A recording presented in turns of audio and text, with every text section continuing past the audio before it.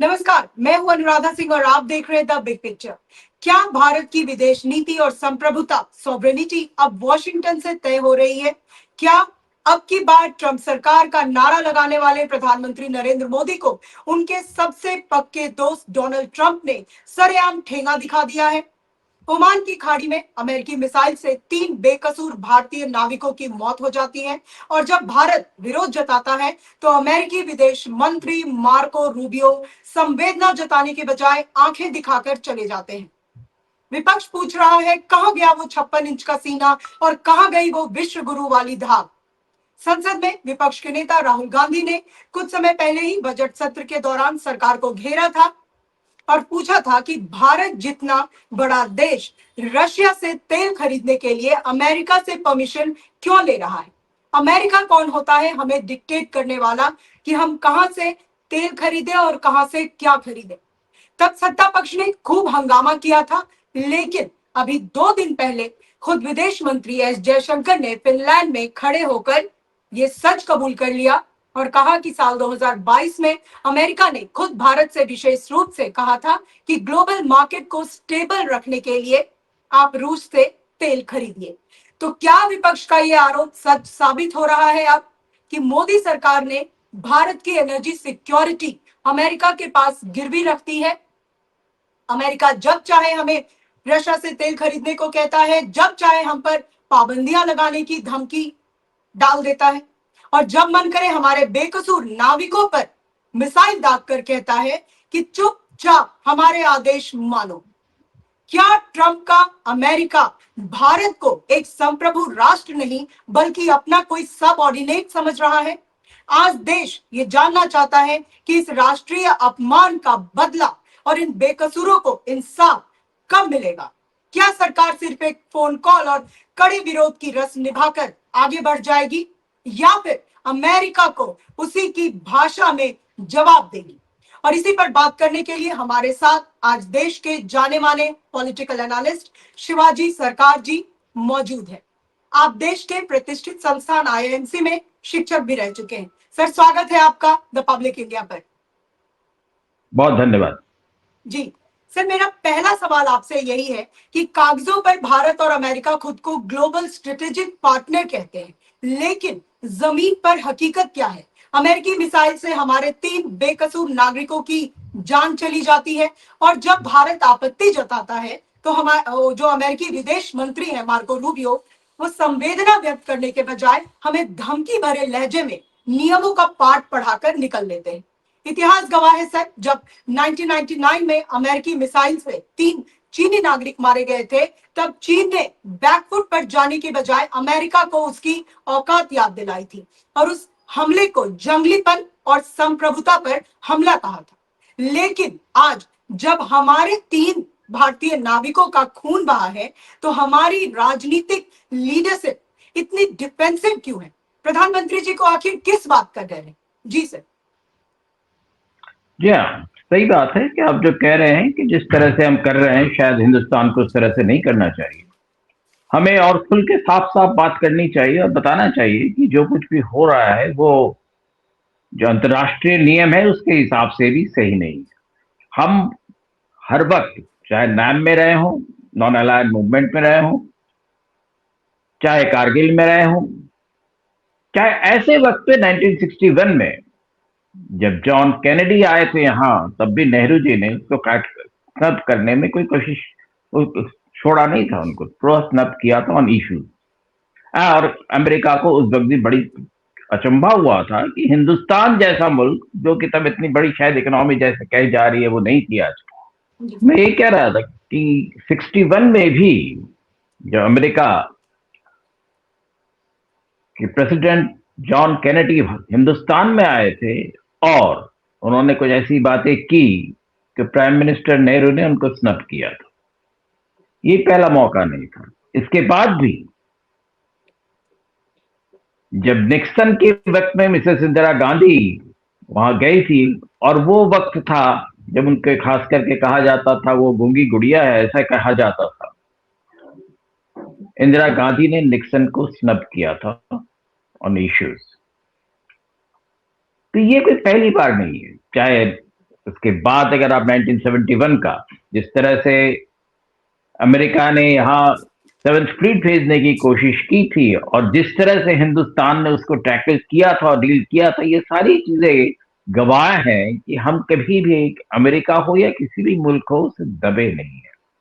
आज हमें इस तरह की दबने की क्या जरूरत है, ये सही सही बात है। और आज से नहीं, कई सालों से एक तो कहीं ना कहीं शायद हमारी जो एक गलती हुई है कि हम इजराइल के साथ हमने दोस्ती की, पर वो कोई गलती मैं नहीं मानता। दोस्ती तो क्यों अंतर्राष्ट्रीय सिस्टम में किसी से भी हो सकती है, पर उस दोस्ती की वजह से किसी एक से दोस्ती रखने के लिए दूसरे से दबने की जरूरत नहीं होती। और अमेरिका इजराइल के साथ हमारी जो सारी चीजें हुई, अगर इस बार भी अगर देखा जाए, फरवरी 28 को जब ईरान के ऊपर चढ़ाई हुई, उसके 2 दिन पहले हिंदुस्तान के सदर वहां गए हुए थे और वहां जाके जिस तरह से लौट के आए और उसके तुरंत बाद जिस तरह से सारी चीजें हुई, ये भी लोगों को बहुत नागवारा लगा। तो कई इस तरह की चीजें हो चुकी हैं। दूसरी चीज, हमें पेट्रोल की जरूरत जरूर है, पर पेट्रोल तो हमें अच्छे पेट्रोल मिल रहे हैं, रशिया से बहुत अच्छा पेट्रोल मिल रहा था और सखालिन से जो पेट्रोल आता है वो तो हिंदुस्तान का पेट्रोल और रशिया का पेट्रोल नहीं है। वो हिंदुस्तान सखालिन के जो प्रोजेक्ट है उसमें हिस्सेदार है। उस हिस्सेदारी के हिसाब से वो वहां से तेल लेता है, रशिया से खरीदने की जरूरत नहीं पड़ती। हम पार्टनर हैं, पार्टनर के हिसाब से हम लेते हैं। और हिंदुस्तान को साफ साफ कहना चाहिए कि ये तो हमारा अपना प्रोजेक्ट है, हम क्यों इससे नहीं लेंगे, लेते रहेंगे। पर उन्हें हिंदुस्तान ने वो भी नहीं किया। और अंतर्राष्ट्रीय सिस्टम में अगर आप एक बार किसी भी उस पर दबते चले जाते हैं तो आपका जो सामने होता है वो कोशिश करता है आपको दबाते रहने का। यही कहीं ना कहीं हमें दिख रहा है अमेरिका और भारत के साथ जो रिश्ते हैं उसमें कहीं ना कहीं चीजें को हमें दिख रहा है। हमने एक चीज और नहीं की, हमें वेनेजुएला से तेल, वेनेजुएला की कुछ आज से कोशिश नहीं है।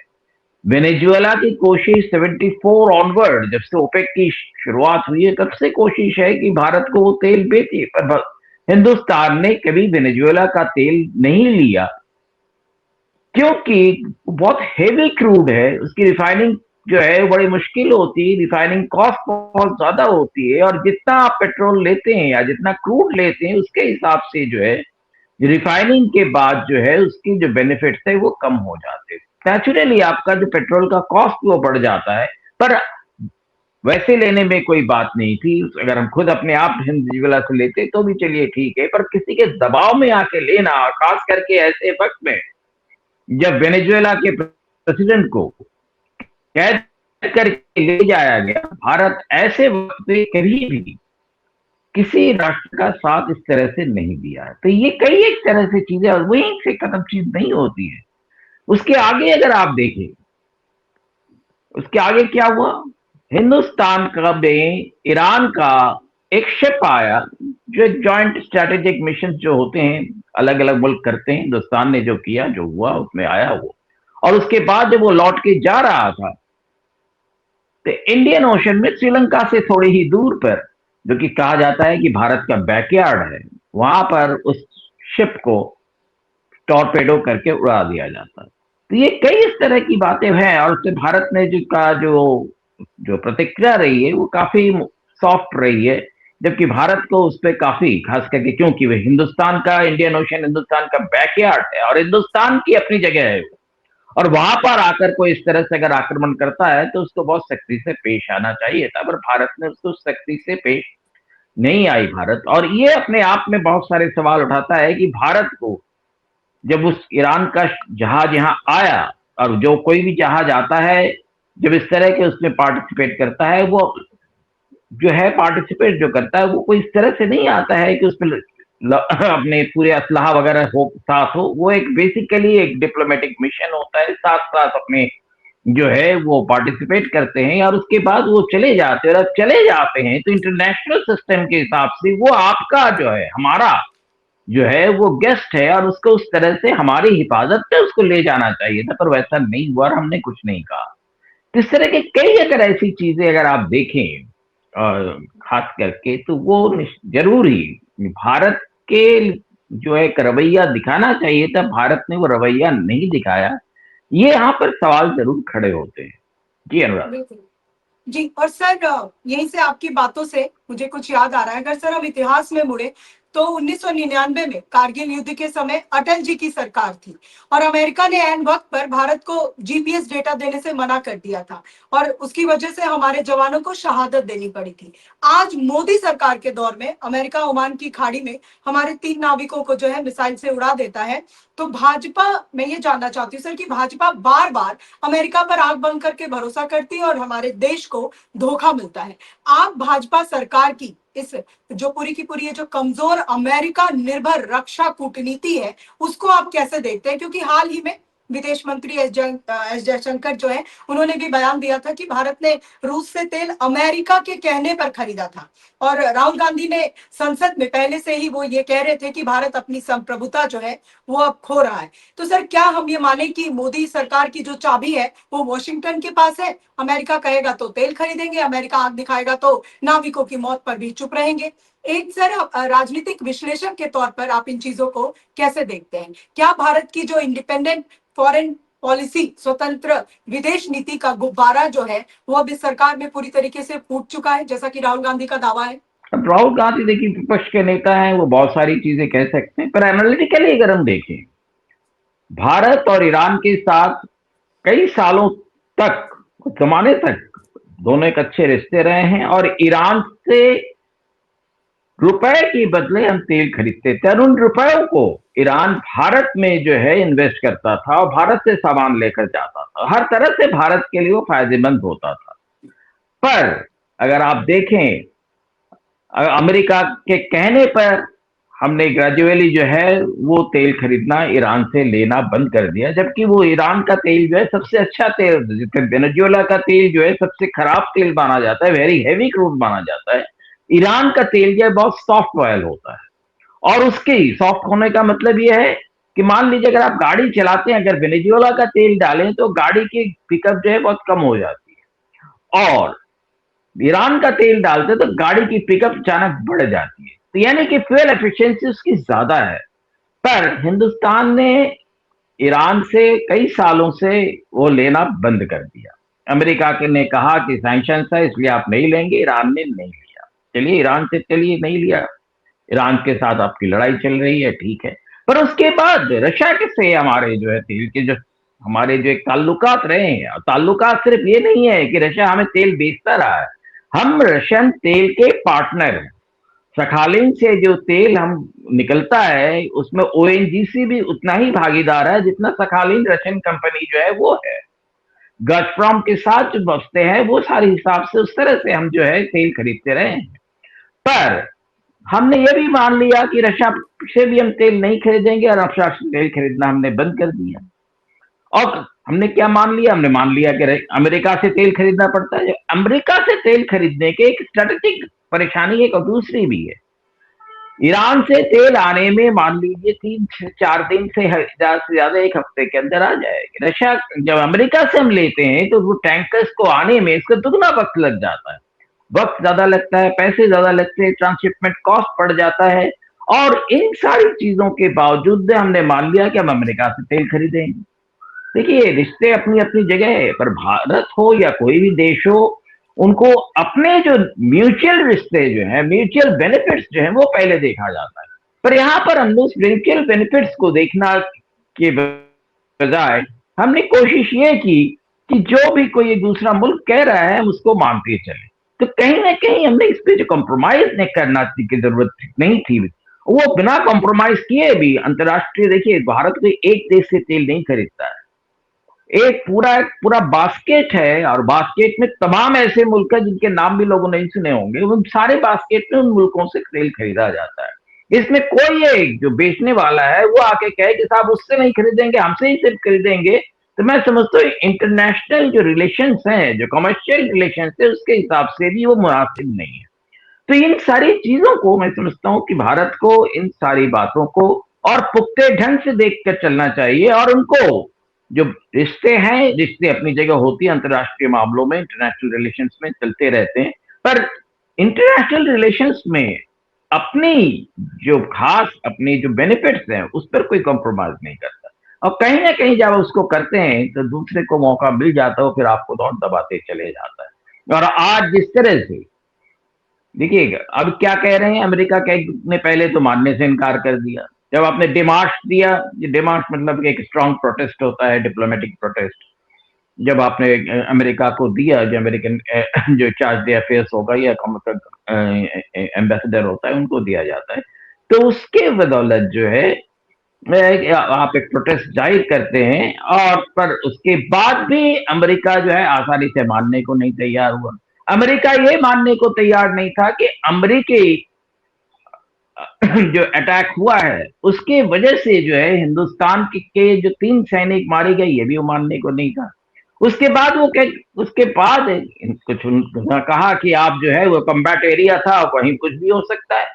सवाल ये नहीं है, इंटरनेशनल मैरीटाइम लॉ के हिसाब से कम्बैट एरिया में भी कमर्शियल और सिविल अगर शिप्स हैं तो उस पर किसी भी तरह से अटैक आप नहीं कर सकते हैं। ये सारी चीजों को बताने की जरूरत थी। और आज जिस तरह से हिंदुस्तान के 3 सेलर्स जिस तरह से मारे गए हैं वो बहुत दुखदाई है। सवाल यहाँ पे सिर्फ यही नहीं है। अगर चीन के साथ आपने जो जिक्र किया 99 में, चीन ने अमेरिका से सीधे यही नहीं कहा, उन्होंने प्रोटेस्ट नहीं किया। उन्होंने जो रिपरेशंस होते हैं, यानी कि उसकी जो हर्जाई ना होती है, जो सामान्य फैमिलीज को देनी होती है, जो उनको देना होता है उनके फैमिली, वो सारे भी अमेरिका से मांगा। तो आखिर हमें मांगने में क्या बात है? सवाल ये नहीं है कि लड़ाई कहां हो रही है, लड़ाई आप लड़ रहे हैं, हम तो आपसे नहीं लड़ रहे हैं। हमारी तो ईरान से कोई लड़ाई नहीं है, लड़ाई आपकी और ईरान के बीच में है। तो हमें क्यों आप उसमें जबरदस्ती आप हमें फंसा रहे हैं उसमें? आपको अपना तेल बेचना है नहीं बेचना है, ये आपकी प्रॉब्लम है, हमारी नहीं है। तो ये कई चीजें जो है, इसको मैं समझता हूं कि हिंदुस्तान की जो डिप्लोमेसी है उसको और पुख्ते ढंग से उसको करने की जरूरत है। और बिना कुछ कहे भी बहुत सारी चीजें की जाती हैं, वैसी चीजें भी की जाती हैं डिप्लोमेसी में। जरूरी नहीं है कि हर वक्त हर चीज के लिए आपको बिना कुछ कहे नहीं कर सकते हैं, बहुत कुछ कर सकते हैं। और इस वक्त जो हुआ है, एक अमेरिका के पुराने एक चार्ज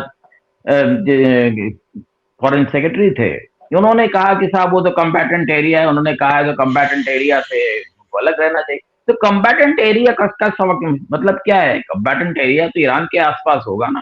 पर अगर ईरान से 2 से 3 हजार किलोमीटर दूर इंडियन ओशन में जब आप किसी शिप पर अटैक करते हैं, अमेरिका अटैक करती है, तो वो तो कम्बैट एरिया नहीं है। वहां पे क्यों किया? और वहां पर हिंदुस्तान ने क्यों नहीं प्रोटेस्ट किया, जबकि हिंदुस्तान को बैकयार्ड था?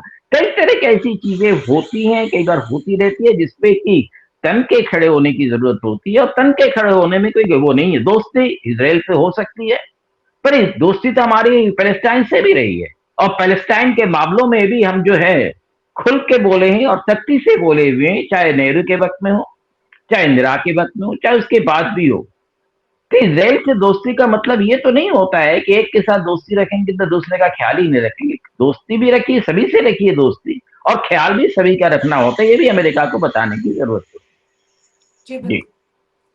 सर, मेरा एक आखिरी सवाल आपसे ये है कि भारतीय जनता पार्टी की जो पूरी की पूरी घरेलू राजनीति है सर, वो राष्ट्रवाद और घर में घुसकर मारने वाले नए भारत की छवि पर टिकी हुई है। लेकिन जिस तरीके से, जैसा कि आप भी अभी अच्छे से एक्सप्लेन कर रहे थे कि अमेरिका ने हमारे नागरिकों के ऊपर जो हमला किया है, तो आपको क्या लगता है कि अब क्या देश की जनता में इस राष्ट्रीय अपमान को लेकर जो गुस्सा है, वो आने वाले चुनाव में भी भारतीय जनता पार्टी के मजबूत राष्ट्रवाद वाले वोट बैंक में सेंध लगा देगा? जी सर। देखिए, वोट बैंक में सेंध लगना और चुनाव के क्या रिजल्ट होंगे, दोनों चीजें अलग हो चुकी है कहीं ना कहीं। वोटिंग किस तरह से हो रही है और क्या चीजें हो रही, ये चीजें एक अलग है। दूसरी चीज, देखिए, अगर मुल्क के लिए आप वफादार हैं, आप पैट्रियट अगर हैं, तो उसमें कोई अलग से राष्ट्रवाद की जरूरत नहीं होती। राष्ट्रवाद क्या है? मुल्क के तहत आप अगर लॉयल हैं, आप में पैट्रियट फीलिंग है, तो आप अपने आप में राष्ट्र के लीजिए, मुल्क के लीजिए। मुल्क सबसे पहले है, राष्ट्र की कोई ऐसी कोई खास बात नहीं है। अगर आप कॉन्स्टिट्यूशन में भी देखें तो हम पहले मुल्क हैं। इंडिया इज भारत एक मुल्क है, तो उस मुल्क की ख्याल रखा जाता है। राष्ट्रवाद वगैरह चीजें जो है, ये कुछ ऐसी चीजें होती है जो दिखती नहीं है। राष्ट्र क्या है? राष्ट्र एक कॉन्सेप्ट सा है, पर मुल्क जो है वो एक रियलिटी है। तो मुल्क के लिए हम अगर वफादार हैं तो ये सारी चीजें अपने आप से ही हो जाती हैं। राष्ट्रवाद हो सकता है रहे न रहे कोई फर्क नहीं पड़ता है। राष्ट्रवाद एक आप कह सकते हैं कि आइडियोलॉजिकल इशू है, पर मुल्क तो रियलिटी है। मुल्क के लिए अगर आप वफादार हैं, मुल्क के लिए अगर आप काम कर रहे हैं, मुल्क की अगर आप रक्षा कर रहे हैं, तो अपने आप में जो चीजें आप कह रहे हैं वो सारी चीजें हो जाती हैं। और मुल्क के लिए सख्ती से खड़े रहने की जरूरत होती है, जो हमें करना चाहिए। जी बिल्कुल सर। जी तो जी, तो आज की इस चर्चा से एक बात तो साफ है कि कूटनीति, डिप्लोमेसी रैलियों में गले मिलने से, कैमरे के सामने मुस्कुराने से या नमस्ते ट्रंप जैसे इवेंट आयोजित करने से नहीं चलती है। कूटनीति चलती है देश के इकबाल से, देश की संप्रभुता से और अपने नागरिकों की जान की कीमत से। 3 भारतीय परिवारों ने अपने बेटों को खोया है। देश जानना चाहता है कि इस राष्ट्रीय अपमान का बदला और इन बेकसूरों को इंसाफ कब मिलेगा। क्या सरकार सिर्फ एक फोन कॉल और कड़े विरोध की रस्म निभाकर आगे बढ़ जाएगी या फिर अमेरिका को उसकी भाषा में जवाब देगी। आज चर्चा में बस इतना ही। बहुत बहुत शुक्रिया सर आपका इस बहुत चर्चा में शुक्रिया। शामिल होने। जी, और हमारे दर्शकों का भी बहुत बहुत धन्यवाद। नमस्कार। धन्यवाद।